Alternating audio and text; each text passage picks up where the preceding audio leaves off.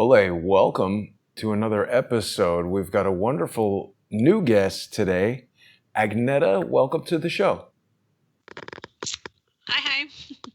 I hope I'm pronouncing your name correctly. Yes, you have.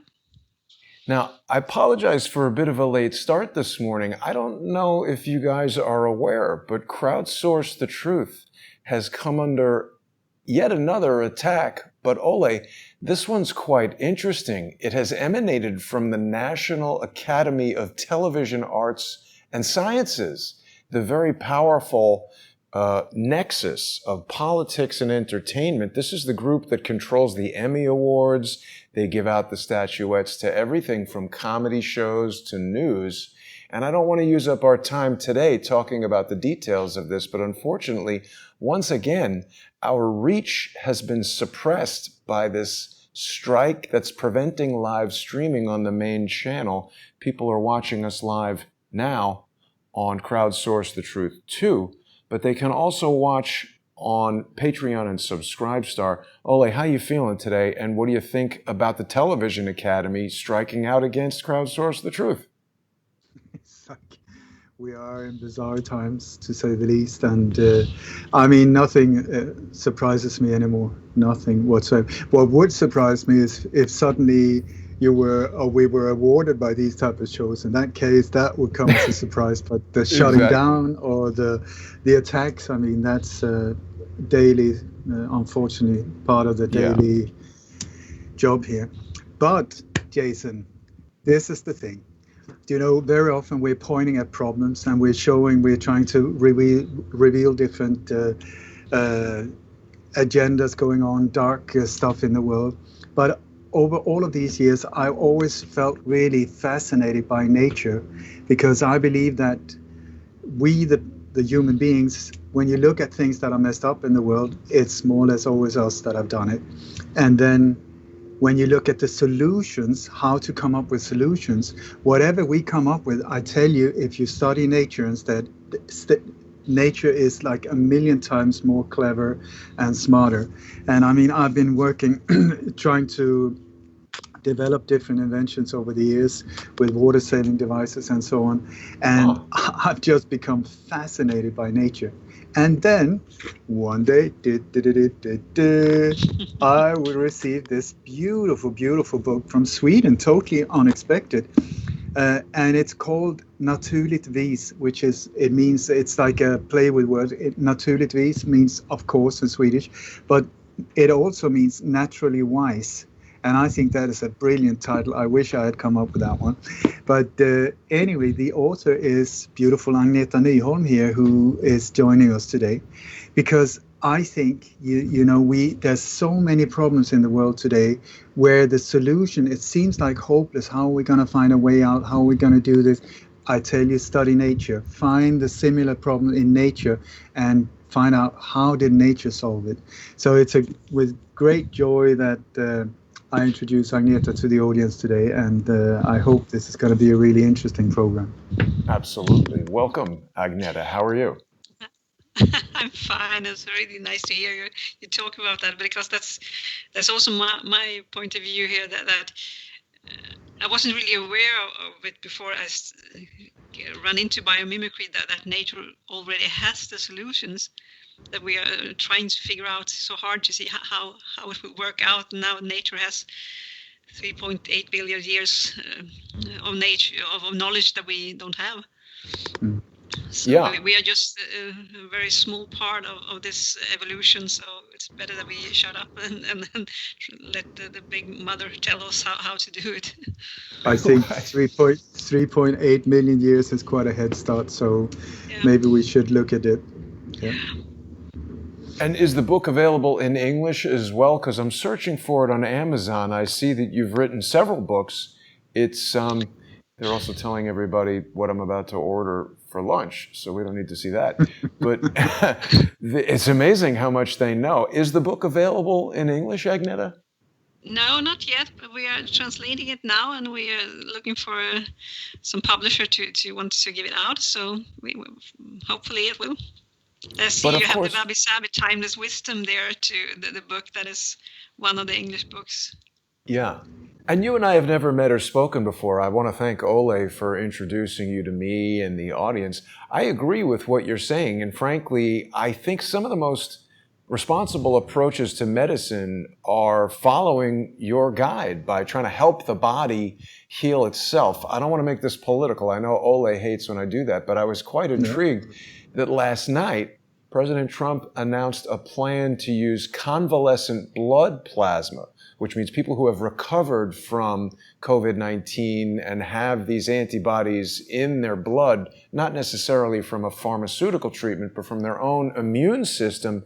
The plasma of that blood is going to be used in some new treatment. So it's sort of along the lines of what you're saying, allowing nature to take a course that we can then join. Yes, and you can do it two ways.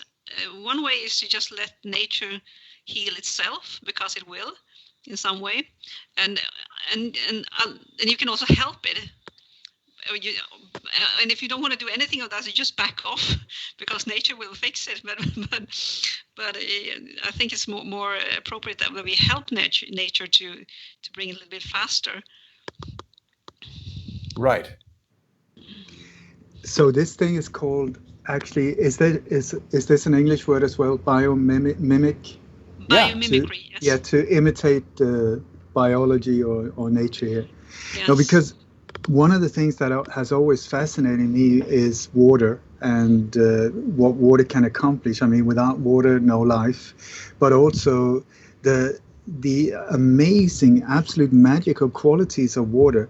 And one of the things that I love with nature is that if nature sort of encounters a problem, then to come forward with a solution, very often the problem becomes part of the solution.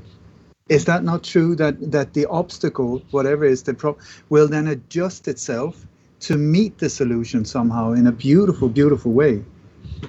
Yeah, it will find a solution, and if you give it a limit, they'll find a solution, and it will bring the rest with it, so that it will adjust in a very beautiful way and a very sustainable way. And that's the magic of it. So it's very good with limits.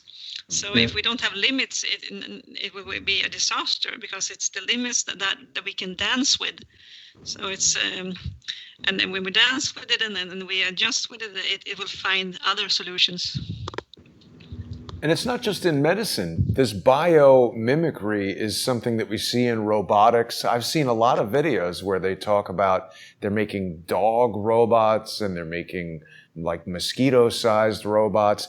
There was one scientist who was even looking at the structure of a bird's wing and how it flaps, the efficiency with which certain insects fly, and trying to determine how aircraft could be made more efficient by looking at nature. Yeah, and it's when you go to the aircraft, it's the sharks, how the sharks moves in the water, and when you have the air, the walls in the airplanes, you can look at the fungus, the slime fungus, and they're somewhere in nature is always a solution. There's always an answer. So if you just look at the problem and you ask nature, how will you fix it? And then nature in some way will show you that this animal or this species, or maybe it's a butterfly, or it's a bee, or it's a spider. For example, the spider web that is so strong is 5 to 10 times more stronger than steel. So why not look at the spiders and ask them, how are you doing this? And you have to look at it, the spider web, from different angles and from different what's it called? Different points of view. Points of view, but also from yrkeskategorier, alltså different.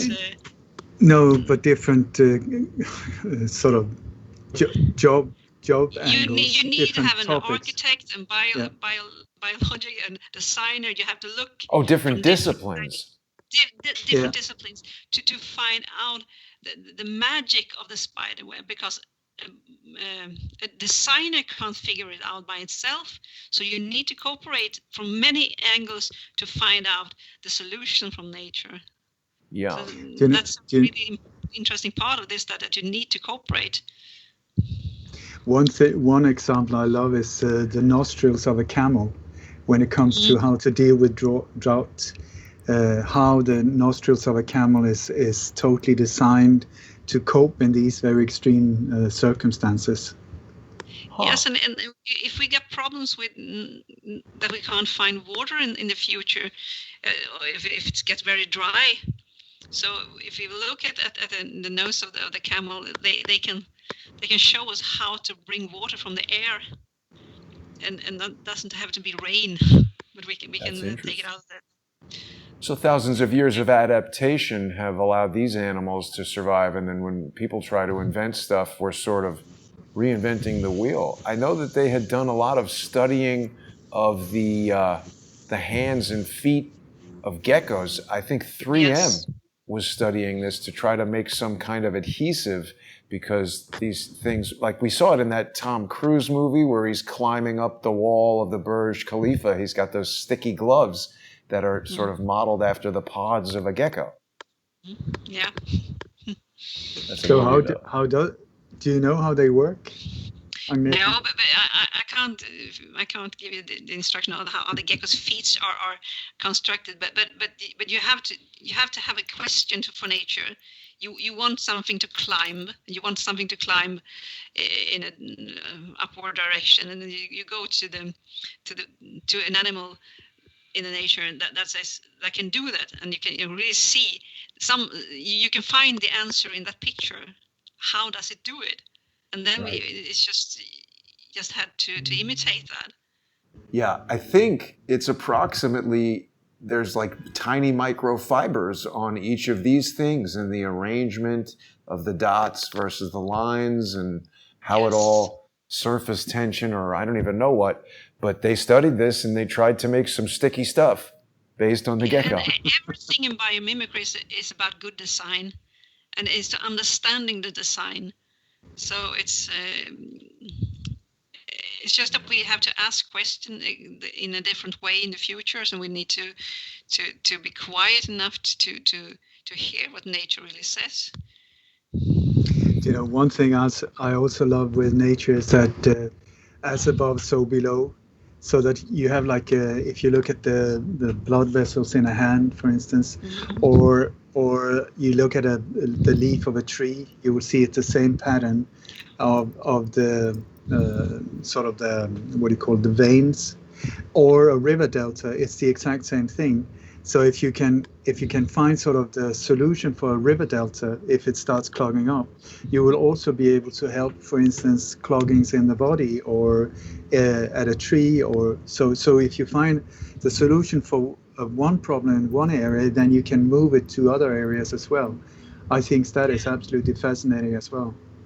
It's like a microcosmos and a macrocosmos, and you have the brain cells, and that's exactly the same design as all the universe.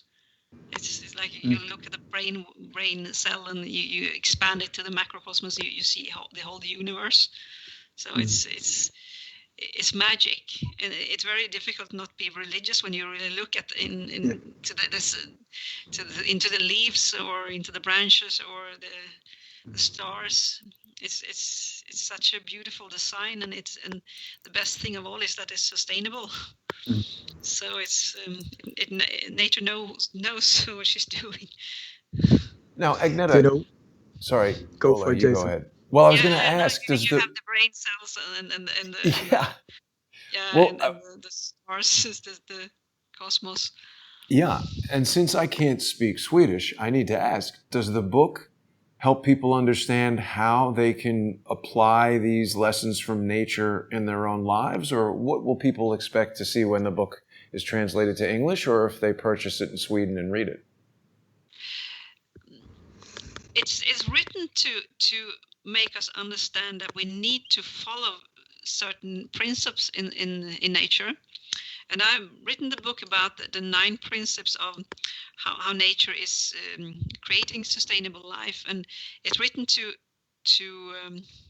for leaders, but it can be a leader that is 16 years old, or if it's a president or whatever. But it's about how to rearrange the society to follow this 9 laws that biomimicry is built upon. Uh-huh. Because one of the things that I love about nature is also it never leaves anyone out. It always cares for everyone in the area. There's not a problem where it's like on where some part has to pay the price and for the other one's benefit. They always join, and then it's for the benefit of all.